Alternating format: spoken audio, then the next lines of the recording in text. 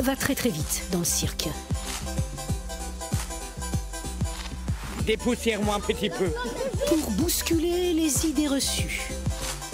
Le cirque contemporain, c'est du cirque. À la Biennale, on apprend à peler les clémentines, à rentrer dans les cerveaux. Il faut créer, créer, créer. On a besoin d'avoir une variété de propositions vraiment le plus large possible. Les circassiens sont des gens étonnants. Je construis des choses dans ma tête, beaucoup. De la tête à la scène, on voit.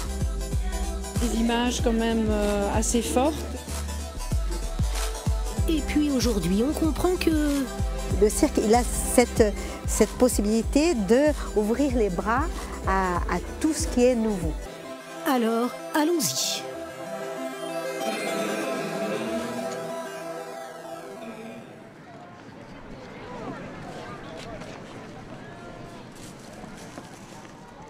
Jusqu'au dernier moment, les artistes font les derniers calages, ce qui fait que vous avez un petit peu d'attente. Mais dans 5 minutes, ça ouvre. Merci pour votre patience. La compagnie des colporteurs affiche complet. Vous allez voir quel type de spectacle? Cirque moderne, madame. Cirque, je sais pas, créatif. Je sais pas, du cirque à l'ancienne, quoi. Moi, je voyais plus un peu de, tu vois, un peu gracieux, quoi. Le débat est ouvert, mais de quel cirque s'agit-il? Avec ses chapiteaux aux loupiottes multicolores, sa scène bien ronde comme autrefois, le décor nous est familier. Pourtant, ce premier spectacle trouble notre imaginaire collectif.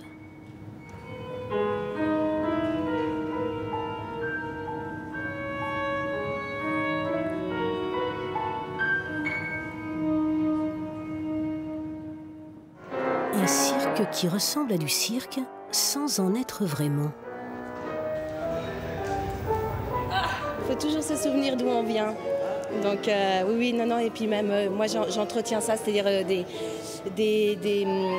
techniques un peu désuètes, justement comme la mâchoire d'acier. C'est vraiment une technique ancienne qu'on faisait plus trop. Voilà, donc moi je remets au goût du jour, mais après c'est dans l'interprétation, le jeu, la mise en scène qu'on fait évoluer ces techniques un peu vieillottes, quoi. Le cirque a rencontré le théâtre, a rencontré la danse contemporaine et a évolué en fait. Moi dans mon travail, je cherche cette dramaturgie qui se met en place avec ce langage circassien et donc je travaille jamais seul, je fais appel à des personnes pour m'accompagner. Le nouveau cirque bouleverse donc les codes. Plus de fauves. La succession de numéros chers au cirque traditionnel est abandonnée. Sur scène, un collectif de personnages présents du début à la fin assure désormais la cohérence de la représentation. Il était une fois un rêve, celui de Guy Carrara et sa femme Raquel, faire de Marseille la capitale mondiale d'un cirque nouveau. L'homme de théâtre et l'ex-acrobate ont imaginé une biennale. Le cirque contemporain, c'est du cirque. On a gardé les fondamentaux. Il n'y a que des artistes de cirque qui peuvent montrer du cirque contemporain. Eux, il faut qu'ils travaillent des disciplines de cirque pendant au moins 10 ans pour atteindre un niveau minimum. Hein. On ne peut pas mettre un comédien ou un danseur, d'un coup on lui dit tu fais du cirque. Ça, c'est pas possible. Donc c'est vraiment du cirque. Simplement, c'est un cirque qui s'est ouvert la tête, on pourrait dire. Hein, qui s'est ouvert la tête, l'esprit, qui a une vision du monde et qui veut en parler.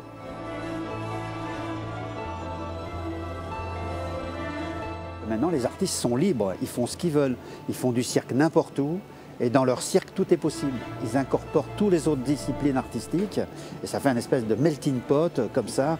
Et ils inventent des nouveaux agrès, des nouvelles scénographies. Sans arrêt, sans arrêt, sans arrêt. Et des nouveaux propos aussi. L'essence du cirque nouveau, c'est l'invention. Vraiment, il faut créer, créer, créer, être toujours à la pointe, aller plus haut, aller plus fort, aller toujours dans un sens de toucher le sensible, vraiment d'aller vers les gens, toucher le cœur des gens. Et, sincèrement, c'est pour moi l'art où il y a toutes les possibilités. Dans le cirque, on peut tout faire. Je suis un fou du cirque en général, toutes les formes de cirque. On m'a dit qu'il y avait des spectacles comme ça, dans un endroit magique. Voilà, je suis venu jeter un œil, on ne sait jamais. Ça peut donner des idées pour un film. Et pourquoi pas du cinéma dans le cirque? Le nouveau cirque mélange les disciplines, musique, danse, théâtre. Il suscite de nouvelles émotions dans des lieux nouveaux. La piste est délaissée pour un extérieur plus vaste ou un théâtre. À Marseille, la Biennale 2017 respecte l'évolution. 42 spectacles joués dans les théâtres, 15 seulement sous les chapiteaux.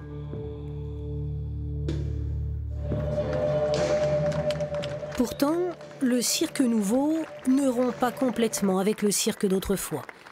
Quelques fondamentaux sont volontairement conservés pour ne pas déboussoler un public encore sous le charme de cette image traditionnelle de piste aux étoiles. En ces temps de modernité, la compagnie Azéine s'amuse. Clin d'œil au cirque d'antan, elle fait d'Eran le chien l'un des personnages principaux d'une dramaturgie qui mêle étroitement théâtre et performance physique. Je ne me reconnais pas dans l'esthétique du cirque traditionnel puisque ce n'est pas l'esthétique que moi je défends. Parce que j'ai envie de défendre des choses avec beaucoup plus de théâtre. Avec beaucoup plus, ce qui m'intéresse, c'est vraiment de mélanger le théâtre et le cirque et que que la prouesse soit un outil au service d'un propos et pas juste une fin en soi.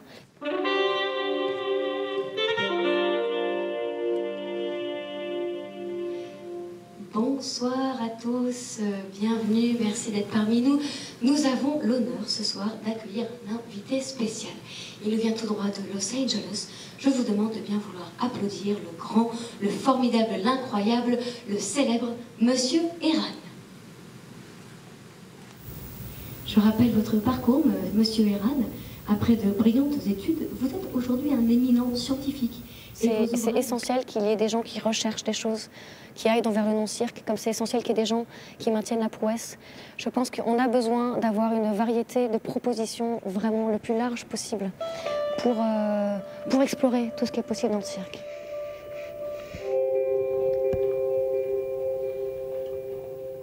Avec audace, les compagnies vont s'affranchir des codes, proposer une nouvelle esthétique, nouveau cirque, nouveau public. Les attentes des spectateurs évoluent. Quand on réussit à créer un univers dans le cirque, un univers fort en créant des objets, c'est là où ça me prend le plus aux tripes, on va dire ça comme ça. Quand j'entends cirque contemporain, moi j'entends construction aussi autour de ça, et construction magique. Sabordage est une pièce courte de cirque pour 4 acteurs acrobates. Un cirque d'auteurs créateurs de débats. Un cirque humain où il est question d'équilibre et de situations absurdes, de beauté et d'autodestruction.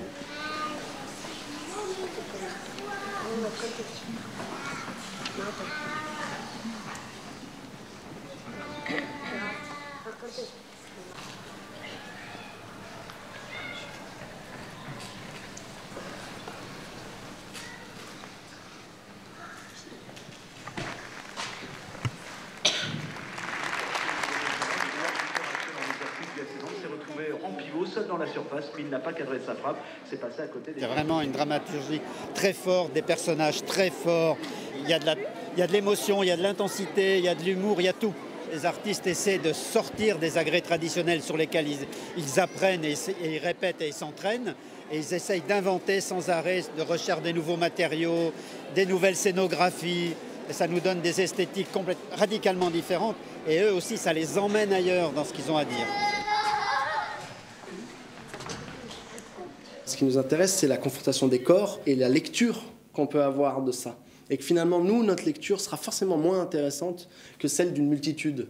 Et que nous, bien sûr, on a notre parcours pour savoir un petit peu où on va, mais finalement, c'est un parcours technique, c'est un parcours physique, c'est un parcours quelquefois émotif, c'est un parcours d'impulsion ou d'instinct, mais par contre, c'est pas un parcours intellectuel. C'est vraiment... Ça, c'est au public de le faire, c'est pas à nous.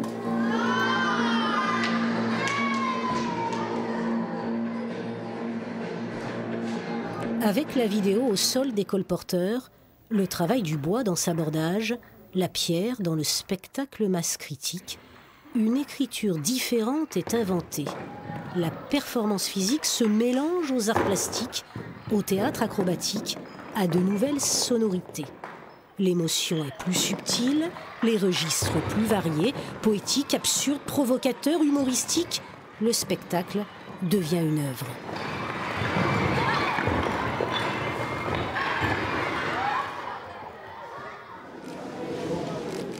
Merci beaucoup. Pour Raquel et Guy, c'est le grand soir. Attirés par l'événement, les directeurs de festivals viennent découvrir des œuvres. Moi, je suis maintenant ultra convaincue de sa capacité justement à toucher tous les publics. Oui, peut-être. La publicité est mondiale. 500 professionnels de 35 nationalités se pressent à la soirée de réception. Ici, à Marseille, il y a quelques-uns des spectacles les plus beaux et les plus intéressants qui sont actuellement sur le marché. Ça serait vraiment super de les avoir en Italie. Certains vont venir et on espère que d'autres viendront rapidement. Nouvelle imagination, c'est très important pour nous parce que notre cirque traditionnel, cirque de Moscou, et maintenant nous regardons, oh, qu'est-ce que c'est nouveau? Marseille, c'est le Avignon du cirque. Dans le métier, c'est ce qu'on commence à dire, puisque c'est le lieu de rencontre de la création et des professionnels qui viennent du monde entier. Certains cherchent à vendre, d'autres à acheter. Qu'est-ce qu'elle fait, la dame, là? Elle s'occupe d'un festival à Toronto, au Canada. Je cherche des artistes français. Pour le Canada, le pays du cirque, c'est la France. Je suis intéressée par les spectacles qui se montent ici pour peut-être aller plus loin après. L'engouement pour le cirque nouveau est bien réel. Les spectacles s'exportent d'autant mieux qu'ils sont souvent sans parole. Pendant un mois, 112 000 spectateurs ont assisté à 260 représentations. Quelques professionnels livrent leurs impressions, parfois très différentes, à propos de masse critique, par exemple.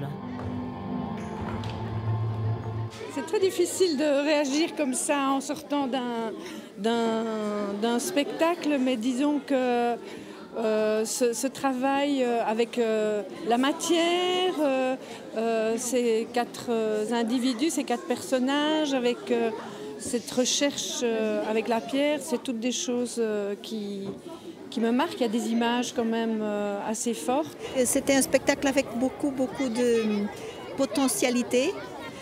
Que pour moi pouvait aller plus loin.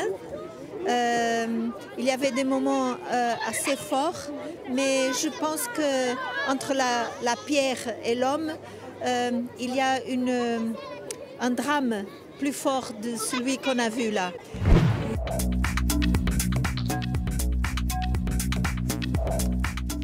Autour du cirque actuel, l'imagination créatrice déborde.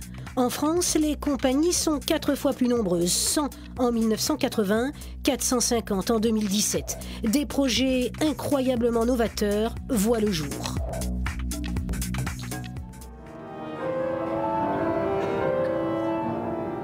De nouvelles techniques apparaissent. Dans toutes les disciplines, le circassien devient chercheur. J'essaie de travailler des textures un peu nouvelles. Je vais puiser aussi à l'intérieur du piano pour trouver des nouvelles sonorités, parfois plus rythmiques, parfois juste plus des textures, des ambiances sonores. Donc je vais gratter dans les cordes, je jette des boules, j'ai toutes sortes de baguettes, de bouts de bois, des métaux. Créer des nouveaux sons, créer des ambiances qui vont pouvoir aussi suivre la dramaturgie dans un côté un peu surnaturel, dans un côté un peu étrange, dans un côté un peu fantasmagorique.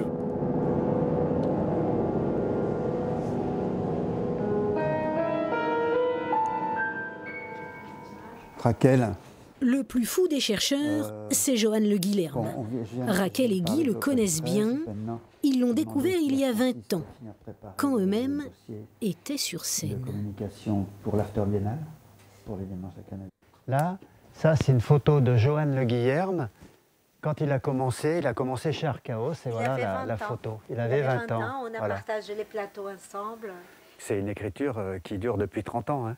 Donc c'est une maturation au quotidien. Il y passe sa vie, 24 heures sur 24, il cherche. Il est un laboratoire de recherche vivant, Johan. Et puis un artiste unique.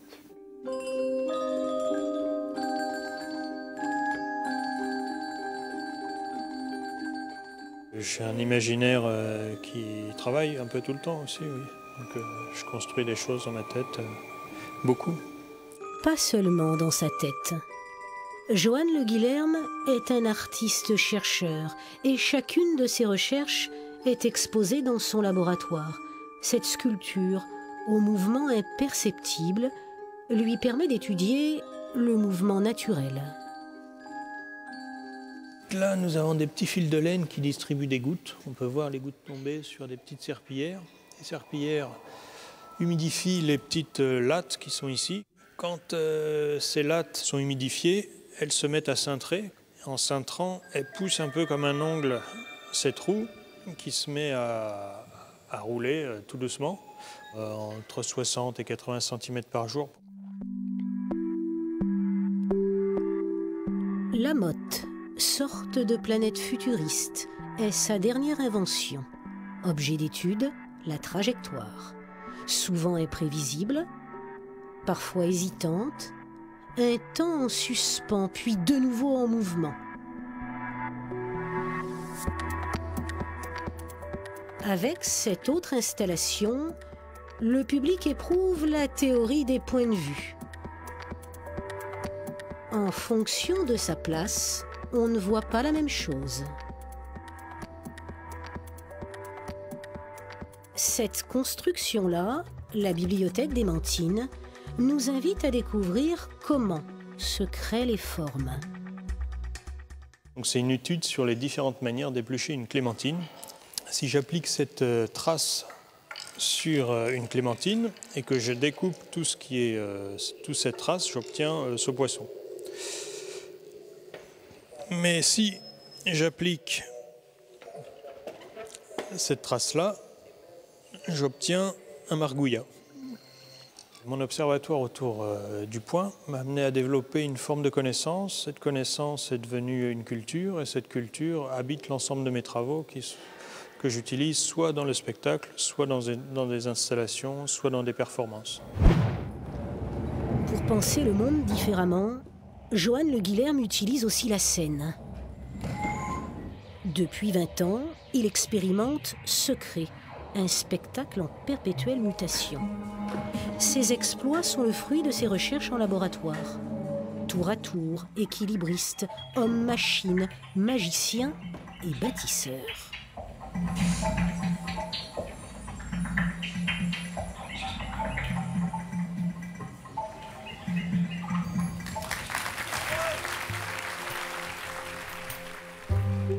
Chercher encore pour aller plus loin dans la performance, c'est aussi ce que fait Audrey, l'artiste qui joue avec son chien. À l'université, dans le laboratoire de neurosciences cognitives, l'acrobate va se prêter à une expérience inédite. Quand vous imaginez, comme Audrey va le faire, une action, ou quand vous visualisez une action, vous avez aussi des aires motrices, prémotrices, qui sont activées comme si vous étiez en train de faire cette action. Voilà, vas-y, tu te mets sur la plateforme. Première étape, elle regarde les 7 secondes d'une acrobatie tournée à l'entraînement. C'est bon? Est-ce que tu es prête? Oui. Vas-y. Deuxième étape, sans image, cette fois, uniquement par la pensée, elle imagine cette acrobatie. Je m'imagine les sensations corporelles que j'ai quand je fais ce petit enchaînement qu'on a vu à la vidéo. Pendant cette visualisation, les images en 3D de son cerveau montrent des zones qui s'activent, les mêmes zones que quand elle réalise physiquement la performance. Là, typiquement, tu as une grosse activation pendant que tu réalises ta visualisation de cette aire-là qui est activée quand on veut se représenter son corps au travers de l'espace. Et des entraîneurs, par exemple en ski, qui demandaient aux athlètes de visualiser la descente avant de la faire. Les entraîneurs avaient senti que les athlètes étaient plus performants après. Et il n'y a qu'une quinzaine d'années où on peut montrer que, en fait, on préactive son cerveau. Du coup, quand on réalise la performance, on est beaucoup plus performant. Et donc les entraîneurs n'étaient pas des gourous. Et c'est vrai que je me rends compte quand au préalable, avant de faire un spectacle, ou avant de faire une figure, ou avant de faire quelque chose, je le visualise dans mon cerveau. C'est vrai que je sens que j'ai des résultats plus performants et que je peux être beaucoup plus tranquille par rapport à la technique et donc me détacher de la technique pour aller plus loin dans le propos artistique. Pour Audrey, la prochaine étape de ce travail en laboratoire sera de visualiser des solutions en cas de chute. Pendant que les circassiens cherchent, Raquel et Guy poursuivent leurs rêves. Faire apprécier le nouveau cirque au plus grand nombre. Ce jour-là, tous les deux donnent un cours d'écriture à des collégiens des quartiers nord de Marseille.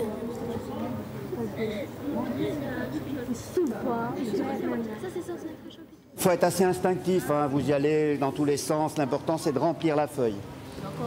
Ok. Sans trop réfléchir. Mais vous pensez au cirque. On est dans un travail d'échauffement. Alors là, on démarre comme ça et surtout, faut les décoincer en fait. Hein. Donc c'est une feuille de papier, un crayon et on fait tout ce qu'on veut dessus. On pense au cirque parce qu'après, on va rentrer dans la matière.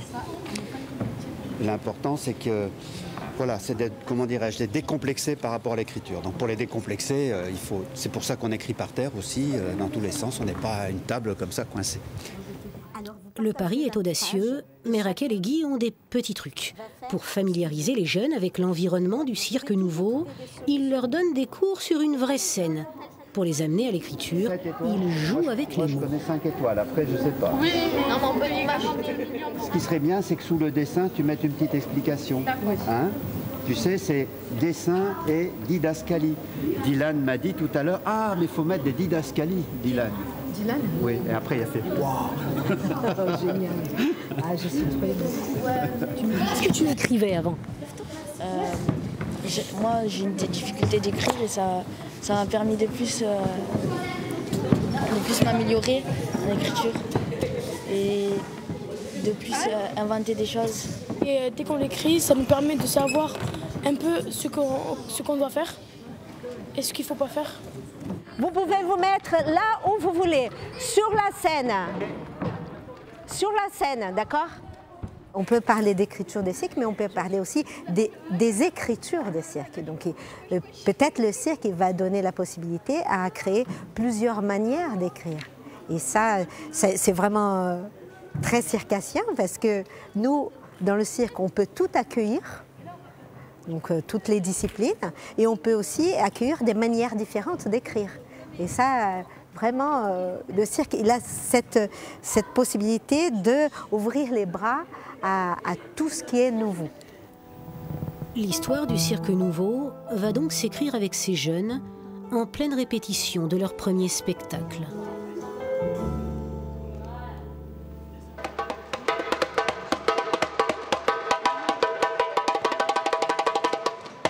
Eux aussi sont jeunes, mais leur sonorité nous emmène beaucoup plus loin. La Guinée, Conakry, son marché sur le Grand Boulevard, un marché source d'inspiration. Ces jeunes-là, ils vont travailler un peu au marché, faire des acrobaties. Pendant qu'ils aident à quelque part, ils vont faire des acrobaties pour avoir un petit peu d'argent, ainsi de suite. Et donc c'est vraiment, ces jeunes-là, ils sortent tout droit du marché Conakry. Donc ils ont dit, on va appeler ça le boulevard Conakry, parce que c'est l'endroit où tout se passe.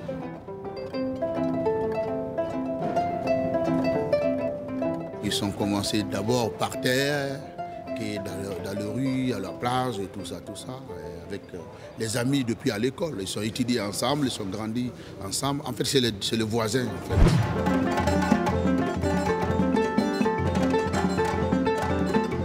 Mais de là à imaginer qu'un jour, ces jeunes acrobates deviennent les figures emblématiques d'un cirque nouveau, le pari était osé.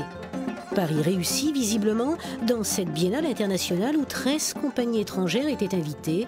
Theria Circus a su imposer sa création typique.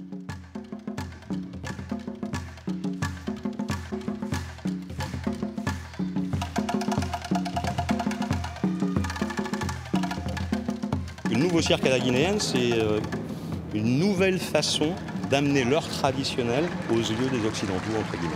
Donc leurs acrobaties, donc leur meilleure chose, ce qu'ils savent très très bien faire. Mais en même temps, ils sont friands d'aller un petit peu sur les terrains des autres, essayer des choses comme les machinois, comme le trapèze, comme certaines disciplines, où c'est pas forcément les leurs, mais comme ils sont curieux et qu'ils ont envie de travailler, ils y vont, ils y vont. De cette carte postale africaine, on se souviendra bien sûr de la pyramide humaine, qu'ils sont les seuls à réaliser avec autant d'artistes. Qu'ils se rassurent, le cirque nouveau voyage bien et partout. Avec ses particularités, ses prouesses, sa poésie, il commence à s'imposer comme la discipline de tous les possibles. Marseille et toute la région ont désormais leur rendez-vous incontournable, les biennales. Raquel et Guy l'ont promis, en 2019, la prochaine biennale nous surprendra encore.